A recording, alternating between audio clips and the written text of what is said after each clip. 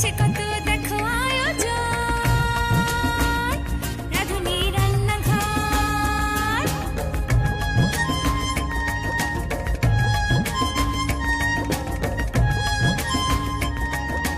রাধুনি,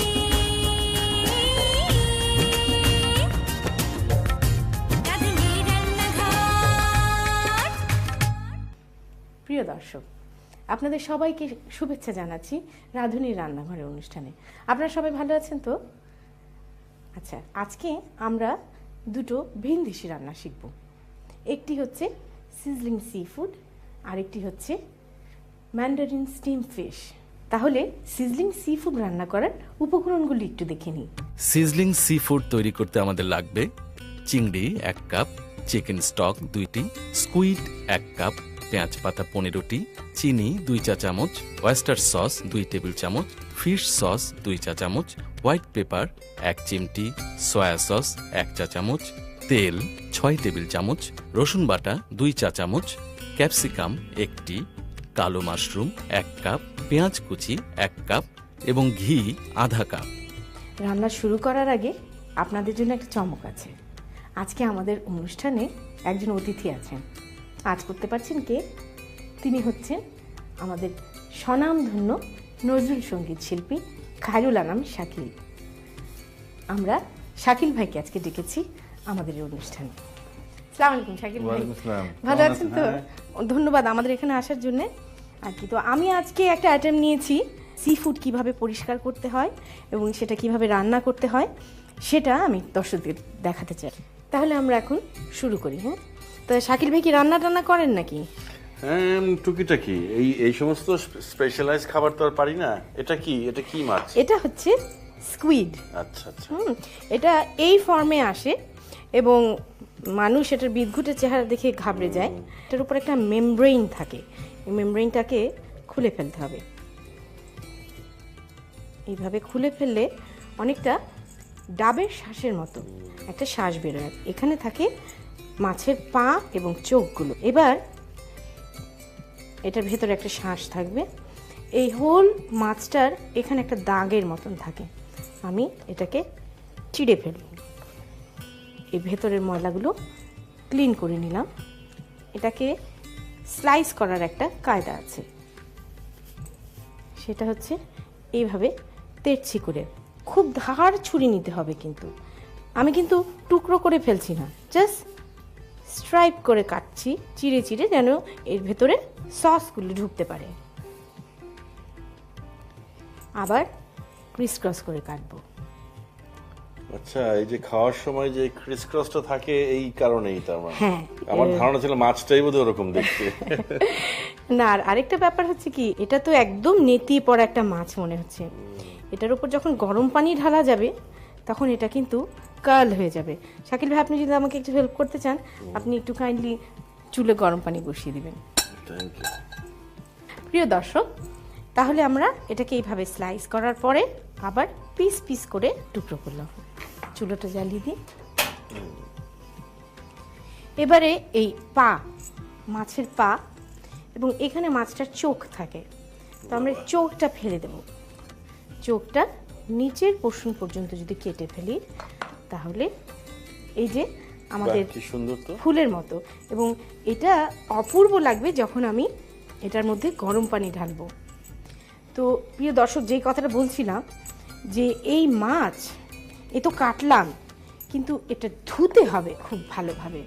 এটার মধ্যে কিন্তু এই যে শ্লেষ্মাগুলো লেগে থাকে এবং তার মধ্যে প্রচণ্ড সামুদ্রিক গন্ধ, যেই কারণে নাকি মানুষ এটা পছন্দ করে না। তো সেটাকে কাটানোর জন্য নিয়ম হচ্ছে প্রচুর লবণ দিয়ে প্রত্যেকবারে খুব করে কোনো একটা খসখসে জিনিসের উপর খোঁচিয়ে নিয়ে তারপর আবার অনেক পানি দিয়ে ধুতে হবে। এভাবে 3-4 বার ধুয়ে এরকম একটা ঝরঝরে লুক চলে আসবে। আমরা রান্নায় যাওয়ার আগে সসগুলো আগে মিলিয়ে নিই। এখন আমি দেব অয়েস্টার সস। অয়েস্টার সস দেব 2 টেবিল স্পুন। ফিশ সস দেব 2 চা চামচ। আচ্ছা, এই উপাদানগুলো কি আমাদের দেশে যে সুপারমার্কেটগুলোতে পাওয়া যায় আজকাল? হ্যাঁ হ্যাঁ, আজকাল কিন্তু এই ওরিয়েন্টাল রেস্টুরেন্টগুলো যে খুলেছে সেগুলোতে কিন্তু এখনো মানে বেশ প্রচলিত। এখন সয়া সস দেব 1 চা চামচ,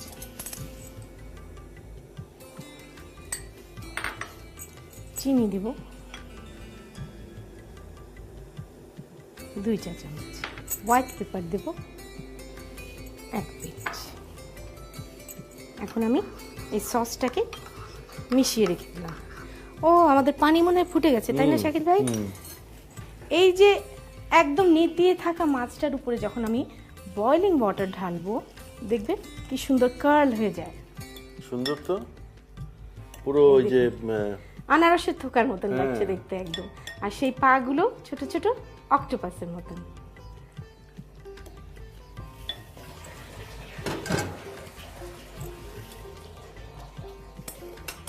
এখন আমরা এটা ছেঁকে ফেলি।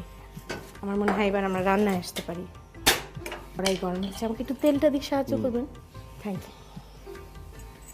খাটিয়ে নিচ্ছি আপনাকে সাহায্য। না না না, আমি তো শিখতে হলে একটু খাটতেই হবে। অল্প একটু তেল দিলাম, অ্যাবাউট 2 টেবিল স্পুন। চিংড়ি মাছগুলোকে আর সি ফুডগুলোকে ভাজবো। আচ্ছা, প্রথমে আমি চিংড়ি মাছগুলো দিই।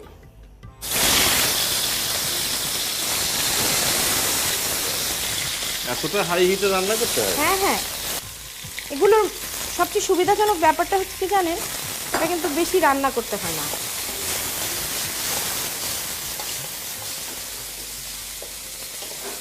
এবারে আমি সবজিগুলো দেব।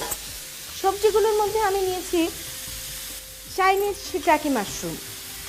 এই শিটাকি মাশরুমটা কালো, এরকম, হ্যাঁ একটু নাড়তে পারে, এরকম শুকনো হয় দেখতে। এটাকে আপনি বয়লিং গরম পানির মধ্যে একটা বাটিতে এরকম উপুর করে দিয়ে ঢেকে 40 মিনিট রেখে দেবেন। এটা ফুলে নরম টুকটুকা হয়ে যাবে এবং তারপরে এটাকে টুকরো করে নেবেন। কি সুন্দর লাগছে দেখতে না রংটা। একটু বড় বড় করে কেটে পেঁয়াজ দিই,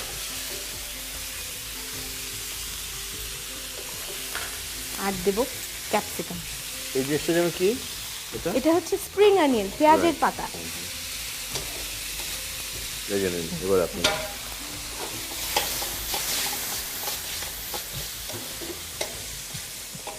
এখন সসগুলো যে মিশিয়ে রেখেছিলাম সেটা ঢেলে দেব। থাইদের রান্নায় একটা মজার ব্যাপার কি জানেন, ওরা না লবণ ইউজ করে না, ওরা তার বদলে ইউজ করে ফিশ সস। এখন আমি এটাকে নামিয়ে রাখবো। নামিয়ে রেখে এটার স্বাদে একটা নতুন মাত্রা দিব। সেটা হচ্ছে এর আরেকটা স্টেপ। হ্যাঁ, সিজলিং এর শব্দটা যদি না পাওয়া যায় খাবার আগে আগে মজা পাওয়া যায় না ঠিক। এখন এটার মধ্যে একটা খুব সুন্দর গন্ধ আনার জন্য আমরা এটাকে একটু রসুনের বাগার দিব। রসুনটাকে না অলমোস্ট পুড়িয়েই ফেলবে। এখন এটার মধ্যে যখন এটা ঢেলে দিব তখন একটা খুব সুন্দর গন্ধ হবে। তার আগে আমরা এটার সাথে মিশিয়ে নিই একটু চিকেন স্টক। মানে এটা একটু ব্রাউন হলেই তারপরে ঢেলে দিচ্ছেন না? গন্ধ পাচ্ছেন রসুনের?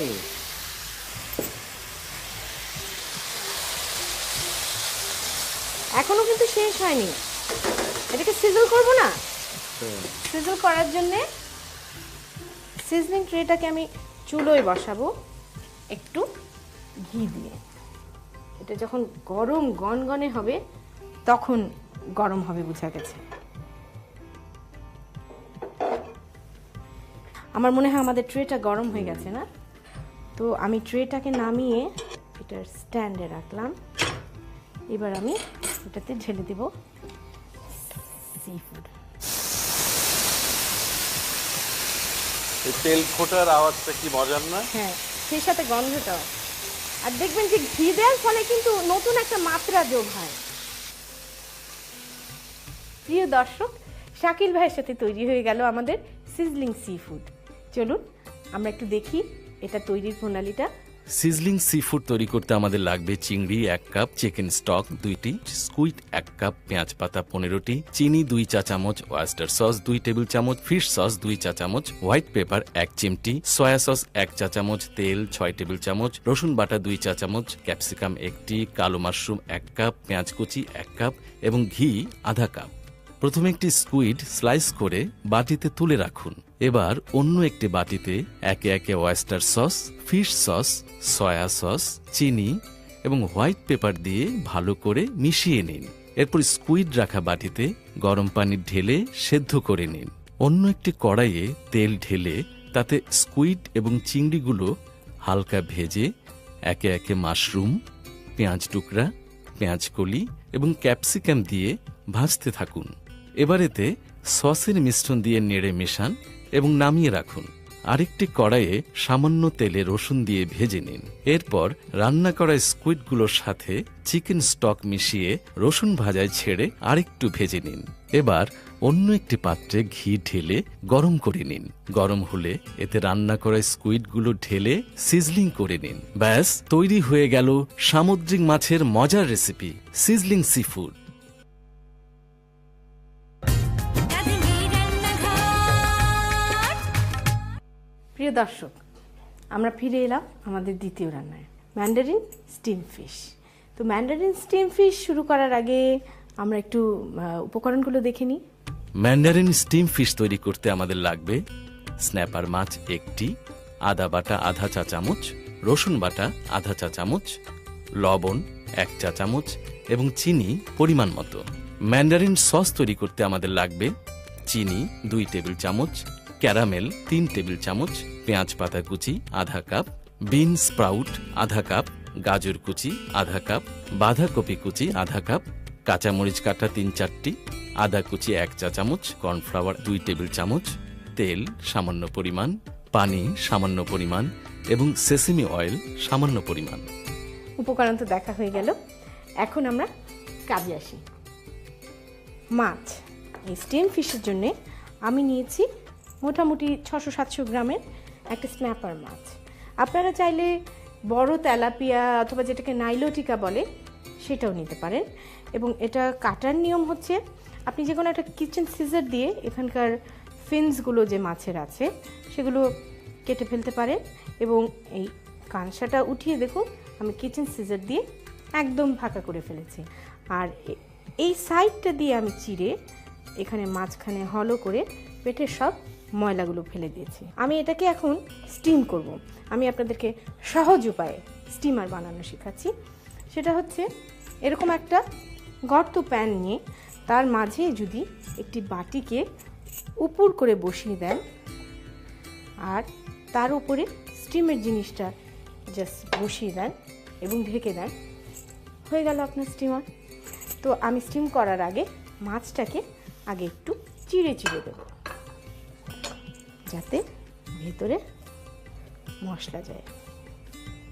এইভাবে দিলে মাছটা তো ব্ল্যান্ড লাগবে না খেতে। আমার তো মনে হয় যারা ক্যালোরির ব্যাপারে সচেতন হ্যাঁ, তাদের জন্য এই খাদ্যটি সাংঘাতিক একটি ভালো। গ্রহণযোগ্য। হ্যাঁ, আমি অনেককেই দেখেছি জানেন, এই শুধুমাত্র একটি স্টিম ফিশ দিয়েই লাঞ্চ হয়ে গেল, সঙ্গে আর কিছুই খায় না। আসলে খুবই স্বাস্থ্যসম্মত এবং মাছে তো মাংসের তুলনায় ক্যালোরিও অনেক কম আর স্বাস্থ্যসম্মত। আমি এখানে একটু মাছের গায়ে আদা রসুন বাটা মাখাচ্ছি। মাছটাকে আমি স্টিমার প্লেটে লাগবো আর পাত্রে পানি দেব। পানিটা না এমন লেভেলে দিতে হবে যেন পাত্রের ওপরে উঠে না, বাটির অর্ধেক পর্যন্ত পানি দিতে হবে। অর্থাৎ এই মানে পানিটাকে স্টিম, শুধু স্টিমটাই যাতে মাছে লাগে, হ্যাঁ, তাই না? ব্যাপারটা এসে লাগবে।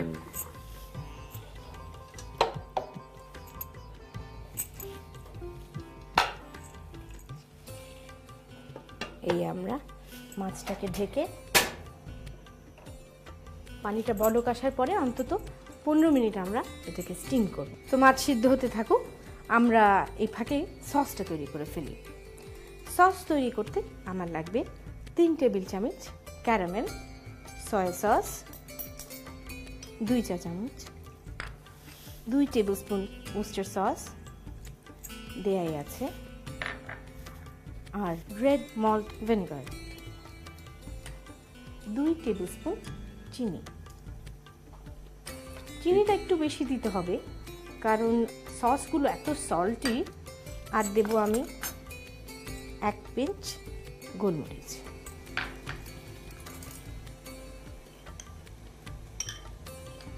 তৈরি হয়ে গেল আমার সস। পানিতে বলক চলে এসছে মনে হয়। হ্যাঁ, এখন থেকে আমরা কাউন্ট করে ঠিক 15 মিনিটস। প্রিয় দর্শক, আমাদের 15 মিনিট হয়ে গেছে। চলুন আমরা দেখি আমাদের মাছটা হয়েছে কিনা। বাহ, সুন্দর একটা চেহারা এসছে মাছের। তাহলে আমরা এখন পরবর্তী অংশে চলে যাই রান্নার।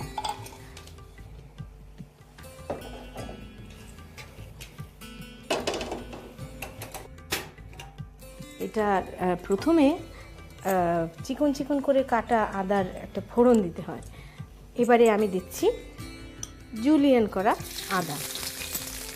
জুলিয়ান মানে আর কিছুই না, কুচি কুচি কুচি কুচি লম্বা লম্বা করে কুচি। আমাকে একটা চামচ দিয়ে সাহায্য করবে? জুলিয়ান কথাটা বললেই বেশ একটা কায়দা করে বলা আর কি। Oriental cooking. আদার একটা ভাজা ভাজা গন্ধ পাচ্ছে শাকিল ভাই। এবারে আমি একে একে সবজিগুলো দেবো। তার আগে একটু তেরছি করে কাটা মরিচ দিয়ে নিই, তাহলে একটু হালকা ঝাল এসে থাকবে। তারপরে দেবো একটু বাঁধাকপি,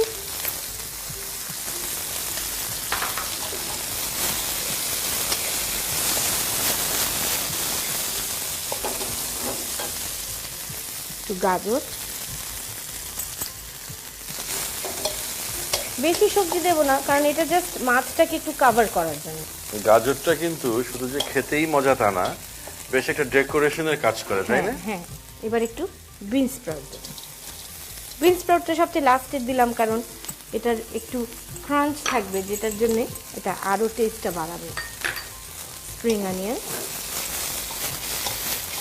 এবারে আমি সেই মিশানো সসটা ঢেলে দেবো। কি কি ছিল একটু জানো এটার এর মধ্যে? মধ্যে ছিল ক্যারামেল, চিনি, সয়া সস, আচ্ছা আচ্ছা, উস্টার সস।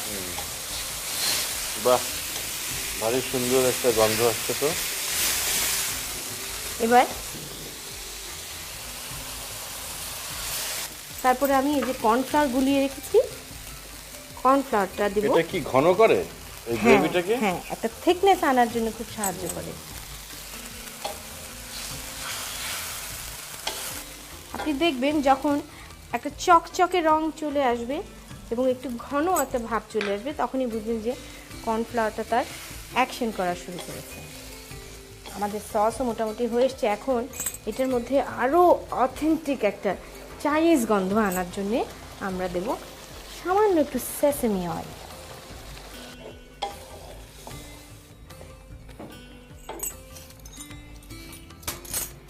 পরিবেশনের পালা। আমি আগে ডিশের উপরে কিছুটা সস বেড়ে নিব।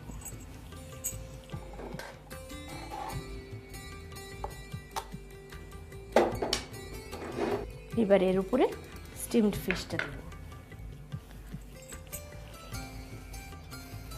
স্টিম ফিশটাকে ধরে একটু পানিটা ছেঁকে নিই।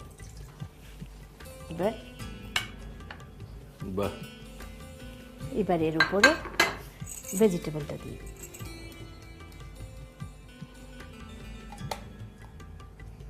এই খাওয়া পরিবেশন করাটাও কিন্তু একটা আর্ট, তাই না? হ্যাঁ, ওই যে কথায় বলে না, প্রথমে দর্শনধারী তারপরে গুণ বিচারী। দারুণ। তো প্রিয় দর্শক, তৈরি হয়ে গেল আমাদের ম্যান্ডারিন স্টিম ফিশ। তো চলুন শাকিল ভাই, আমরা এটা রান্নার প্রণালীটা একবার একটু দেখে নিই। ম্যান্ডারিন স্টিম ফিশ তৈরি করতে আমাদের লাগবে স্ন্যাপার মাছ 1টি, আদা বাটা আধা চা চামচ, রসুন বাটা আধা চা চামচ, লবণ 1 চা চামচ এবং চিনি পরিমাণ মতো। ম্যান্ডারিন সস তৈরি করতে আমাদের লাগবে চিনি 2 টেবিল চামচ, ক্যারামেল 3 টেবিল চামচ, পেঁয়াজ পাতা কুচি আধা কাপ, বিনস স্প্রাউট আধা কাপ, গাজর কুচি আধা কাপ, বাঁধাকপি কুচি আধা কাপ, কাঁচামরিচ কাটা 3-4টি, আদা কুচি 1 চা চামচ, কর্নফ্লাওয়ার 2 টেবিল চামচ, তেল সামান্য পরিমাণ, পানি সামান্য পরিমাণ এবং সেসিমি অয়েল সামান্য পরিমাণ। প্রথমে স্ন্যাপার মাছের দুই পাশ একটু কেটে নিন এবং চারপাশে আদা বাটা মেখে একটি প্লেটে তুলে স্টিম হওয়ার জন্য 15 মিনিট ঢেকে রাখুন। অন্য একটি বাটিতে ক্যারামেলের সাথে soya sauce, Worcester sauce, red malt vinegar, চিনি এবং গোলমরিচ দিয়ে ভালো করে মিশিয়ে সস তৈরি করে নিন। এরপর কড়াইয়ে তেল ঢেলে আদা কুচি একটু ভেজে একে একে কাঁচামরিচ, বাঁধাকপি কুচি, গাজর কুচি, বিন স্প্রাউট এবং পেঁয়াজ কলির সাথে সসের মিশ্রণ ঢেলে তাতে গোলানো কর্নফ্লাওয়ার এবং সেসেমি অয়েল ঢেলে কিছুক্ষণ পর নামিয়ে পরিবেশন পাত্রে অর্ধেক ঢেলে রাখুন। এবার মাছটি তুলে সসের মধ্যে রেখে ওপরে আরও সস দিয়ে পরিবেশন করুন। দারুণ স্বাদের ম্যান্ডারিন স্টিম ফিশ। তাহলে প্রিয় দর্শক, তৈরি হয়ে গেল আমাদের ম্যান্ডারিন স্টিম ফিশ আর সিজলিং সি ফুড। শাকিল ভাই, আজকে কিন্তু আপনার অনারে এই দুটো রান্না করলাম, আমাদেরই সহ্য হচ্ছে না। তা আপনাকে একটু টেস্ট করাই।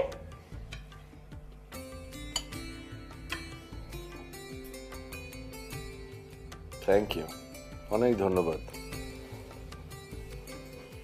আলাদা আলাদা করে খাই না, তাহলে বুঝতে পারবো জিনিসটা।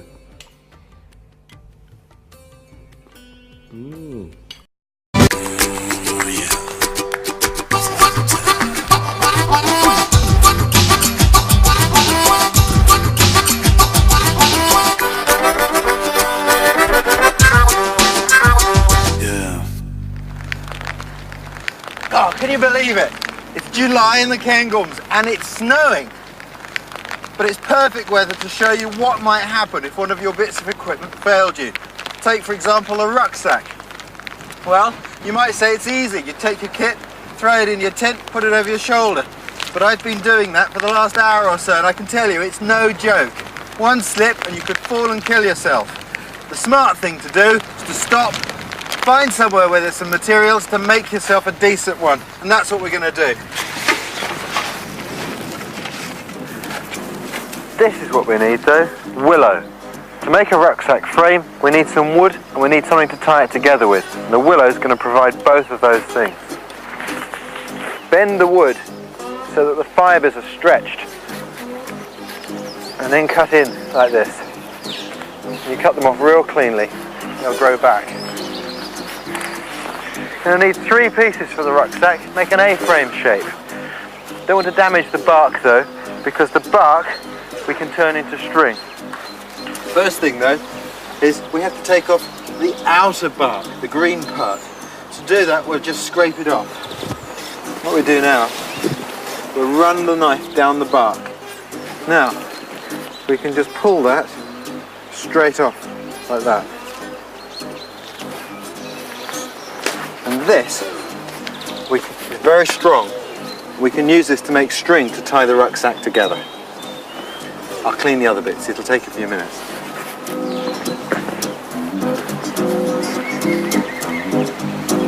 This is what I'm looking for, pine and birch woodland.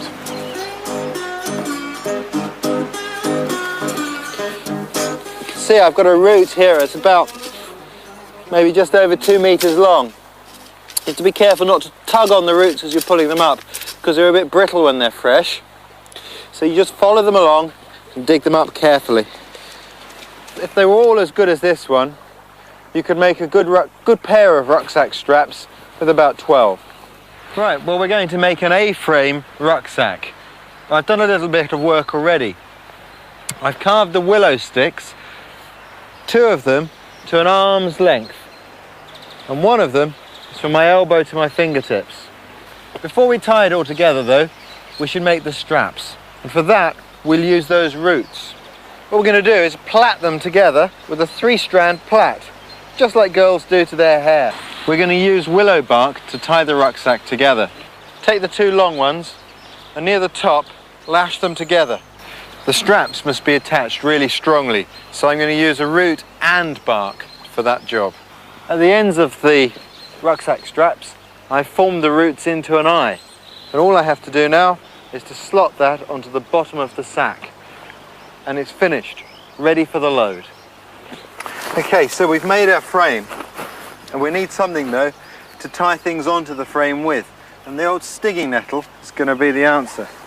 If you handle a stinging nettle right, it won't sting you. you've got to be bold. If you're too timid with a nettle, it'll sting you badly. Now, we've got to strip this of all the stings and all the leaves. And if we do it quickly and in this direction, they won't hurt. I'm not stung, believe it or not. Now, flatten the nettle between your hands. Now, take the nettle in the middle, bend it in half, and push so that the pith separates from the fibres. Put your thumbnail on top and pull, and away comes the pith. These fibres are really strong, and we can use those to make good string. Take one of them, put it on your thigh, and round it off by rolling it away from you. Bend it in half. Grasp the bit that's bent.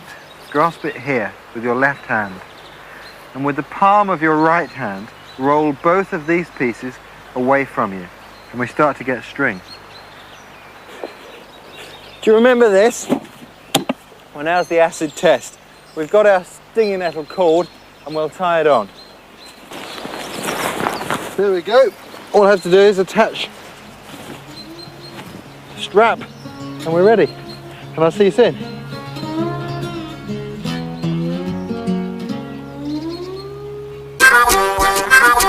Yeah.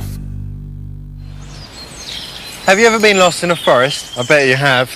Well, today I'm going to show you how to get out of the woods if you haven't got a compass. And these guys are the guinea pigs.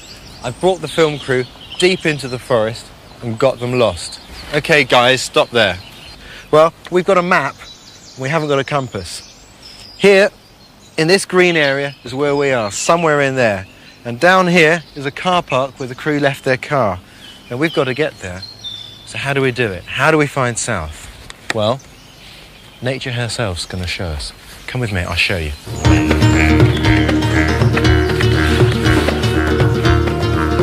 Now, guys, look, this is the first lesson. The irony is, it's the trees themselves that are going to help us get out of here.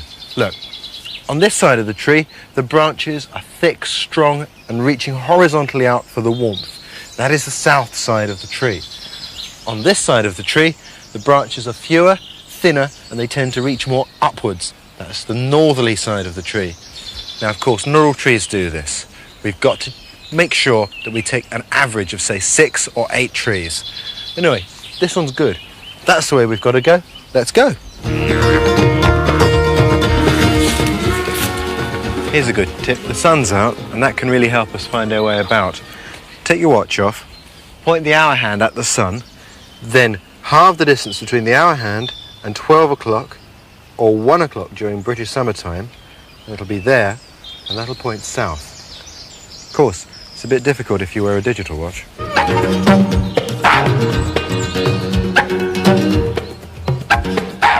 Here's a tip for remote places. Put a stick in the ground straight up and mark the end of the shadow. Now, the sun moves constantly from east to west, so in a few hours' time, that shadow will have moved. Mark the end of the new shadow, say there, and construct an imaginary line between the two. At 90 degrees to that line, towards the sun, will be south. To stay on course, any course, you need to be able to fix your gaze on a point and walk to it. But what happens when you come to thick bushes like this? Inevitably, in avoiding places like this, you start to wander off and can end up walking around in circles. Now, there's a little technique from Scandinavia that'll help us, the pole. You take a long pole, as long as possible. You can use it like a giant needle and thread it through the bushes where only the needle can go. Now we can walk around and pick that stick up. Because it's long and straight, it'll keep us on course.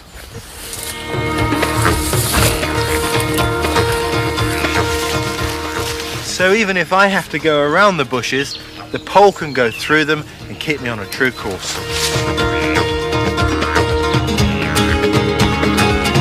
I can hit cars.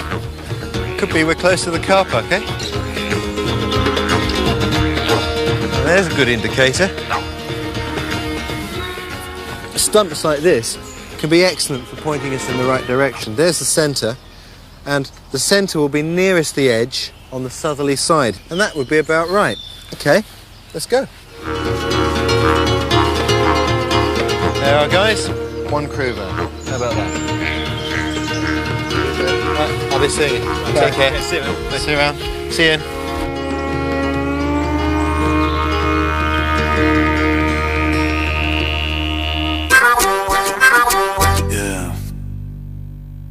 এর ভেতরে সসগুলো ঢুকতে পারে।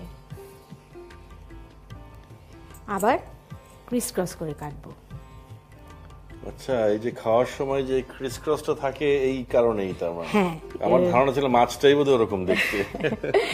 না, আর আরেকটা ব্যাপার হচ্ছে কি, এটা তো একদম নেতি পড়া একটা মাছ মনে হচ্ছে। এটার উপর যখন গরম পানি ঢালা যাবে তখন এটা কিন্তু কার্ল হয়ে যাবে। শাকিল ভাই, আপনি যদি আমাকে একটু হেল্প করতে চান, আপনি একটু কাইন্ডলি চুলে গরম পানি বসিয়ে দিবেন। Thank you. প্রিয় দর্শক, তাহলে আমরা এটাকে এইভাবে স্লাইস করার পরে আবার পিস পিস করে টুকরো করলাম। চুলোটা জ্বালিয়ে দিই। এবারে এই পা, মাছের পা, এবং এখানে মাছটার চোখ থাকে, তো আমরা চোখটা ফেলে দেব।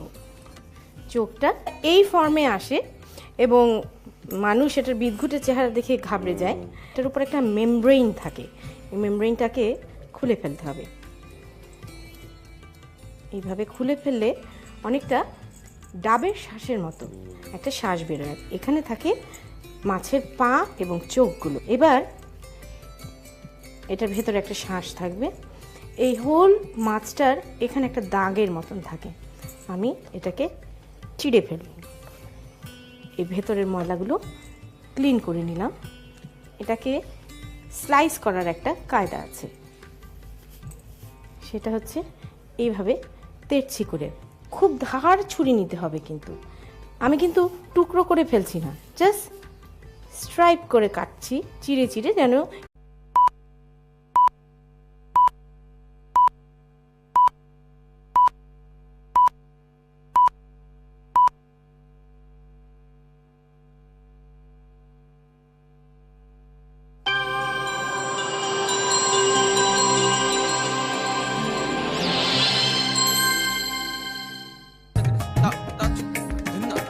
রাধুনী রান্নাঘর, রাধুনী রান্নাঘর, হচ্ছে কত দেখো আয়োজন। রাধুনী রান্নাঘর।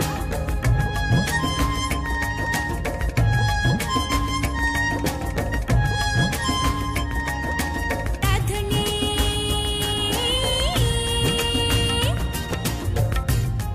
কাপ পেঁয়াজ কুচি 1 কাপ এবং ঘি আধা কাপ। রান্না শুরু করার আগে আপনাদের জন্য একটা চমক আছে। আজকে আমাদের অনুষ্ঠানে একজন অতিথি আছেন। আজ করতে পারছেন কে?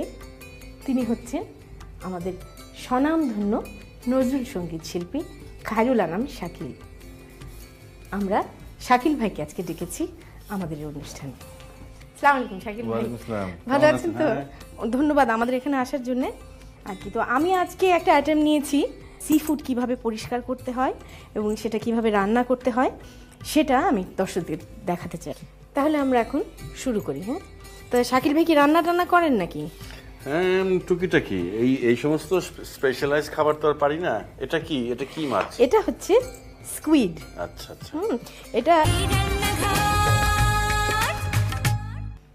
প্রিয় দর্শক, আপনাদের সবাইকে শুভেচ্ছা জানাচ্ছি রাধুনির রান্নাঘরের অনুষ্ঠানে। আপনারা সবাই ভালো আছেন তো?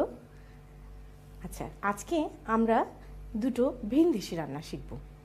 একটি হচ্ছে সিজলিং সি ফুড, আরেকটি হচ্ছে ম্যান্ডারিন স্টিম ফিশ। তাহলে সিজলিং সি ফুড রান্না করার উপকরণগুলি একটু দেখে নিই।